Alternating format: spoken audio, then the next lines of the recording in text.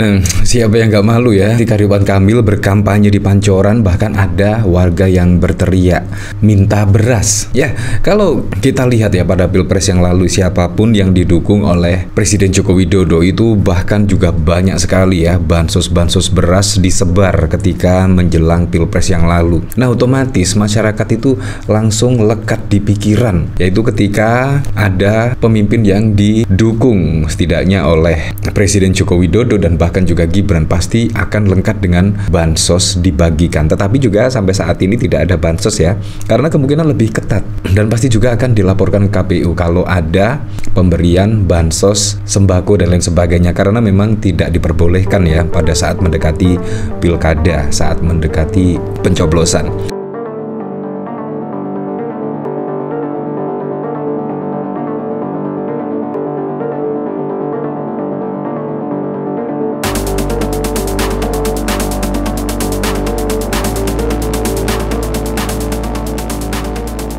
Nah, di sini dari Liputan 6, Ridwan Kamil kampanye di Pancoran, warga teriak minta beras. Nah, ini sangat mengejutkan sekali ya. Nah, bahkan juga dikomentari oleh Hartono, nggak ada bansos, nggak bakal dapat suara. Wah, apakah demikian ya? Dari sini saya juga penasaran sih, kira-kira berita lengkapnya seperti apa ya? Dari IDN Times, Ridwan Kamil belusukan ke Pancoran, ada warga teriak minta beras. Nah, dari sini calon gubernur DKI Jakarta nomor urut 1 Ridwan Kamil menyambangi masyarakat yang ada di RW 3 Kelurahan Pancoran, Jakarta Selatan pada 26 September. Saat berdialog dengan warga, tiba-tiba ada warga yang berteriak meminta beras kepada Ridwan Kamil. Nah, memang seperti ini sih, kalau ketika ajang Pilpres yang lalu bukannya beradu program-program, beradu gagasan, tetapi malah menyebar bansos. Dah, akhirnya seperti ini, masyarakat awam itu berpikirnya kalau ada Pilpres, pilkada itu pikirannya bansos, bansos, dan bansos. Bahkan juga tidak mendengar lagi ya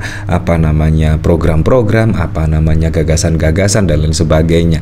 Seharusnya kalau kita memilih pemimpin itu memang dilihat itu dari gagasan, visi misi, dan bahkan juga program-programnya bermanfaat apakah tidak bagi masyarakat. Menurut saya itu yang paling penting, bukan bansos yang hanya setiap 5 tahun sekali dibagikan, tetapi kita akan setidaknya menyesal di 5 tahun kemudian. Jadi kita harus melihat betul-betul ya program-program, gagasan, visi misi dan lain sebagainya dari pasangan calon pemimpin daerah. Menurut saya itu yang paling penting ya. Nah, itu mah biasa, di mana-mana warga mayoritas ekspektasi ada sesuatu kan begitu. Nanti dijawab dengan program aja, kata Ridwan Kamil. Saat berkeliling di sekitar wilayah itu, Ridwan Kamil dan timnya juga melihat membagikan camilan berupa wafer coklat. Dia mengatakan coklat bisa mengganjal lapar, apalagi saat bertemu warga, dia sering mendapati warga yang lapar. Iya, kalau ketemu warga, saya biasanya kan begitu suka ngelihat haus dan lapar lah ya. Kalau diganjel coklat paling mudah, dan coklat itu bikin kenyang secara teorinya, jadi saya kasih coklat aja, nggak ada masalah katanya. Ya memang seperti itulah. Nah, tetapi menurut saya ada kabar yang cukup mengejutkan ya. Kalau kita lihat pada saat lalu Kaisang memakai rompi Putra Mulyono. Nah, bahkan juga berbagai netizen-netizen mengomentari hal tersebut, dan bahkan ya ada yang menyebut itu adalah bentuk penertawaan pada yang mengkritik. Kurang lebih seperti itu, menertawakan yang mengkritik. Ya, kalau masyarakat geram biasanya memanggil Mulyono ya, seperti pada saat lalu Pak Mahfud MD lah. Pak Mahfud MD bahkan menyebut nama Mulyono. Dan tidak hanya itu saja, bahkan dari Edi Rahmayadi pada saat lalu ketika dikritik oleh Bobi Nasution setidaknya jalan yang rusak, bahkan Edi Rahmayadi itu tanggung jawab Mulyono karena itu jalan nasional yang belum diselesaikan oleh Pak Jokowi Mulyono, bahkan menyebut seperti itu. Tetapi kritikan masyarakat, kritikan warga-warga malah ya setidaknya ditertawakan lah, karena ada rompi yang dipakai malah bergambar Putra Mulyono. Ini sangat mengejutkan, dan bahkan PSI tiba-tiba tidak mengetahui kalau Gibran memakai rompi Putra Mulyono. Ini juga sangat wow sekali ya. Bahkan PSI sendiri juga tidak mengetahui kalau Kaisang akan mengenakan rompi Putra Mulyono. Nah, kalau kita melihat dari sini terlihat ya satu persatu mulai lepas tangan ya.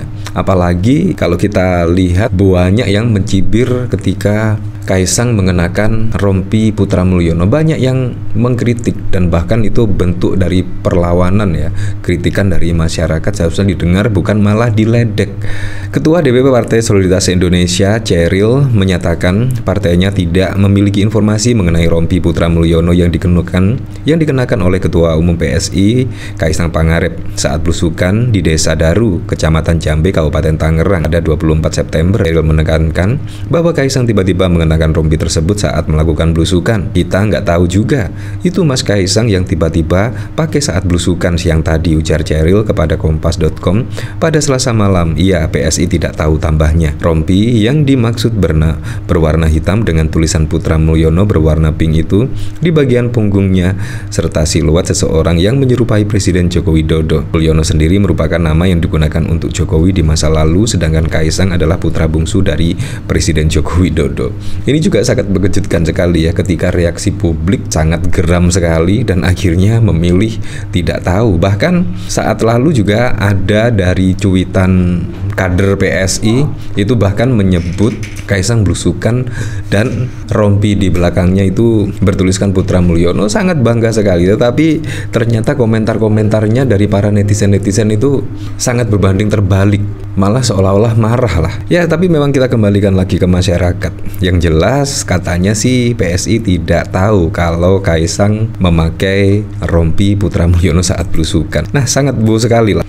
Nah, dan yang cukup mengejutkan, wah ini sungguh wow sekali ya. Dan ternyata itu sama-sama ingin bertemu, yaitu Ibu Megawati dan Prabowo. Wah, ini sangat keren. Kira-kira ngomongin apa ya ketika Ibu Megawati dan Prabowo sama-sama ingin bertemu. Nah, bahkan kalau kita lihat, yaitu Pak Dasko bersama Bu Puan Maharani juga terlihat bersama ya.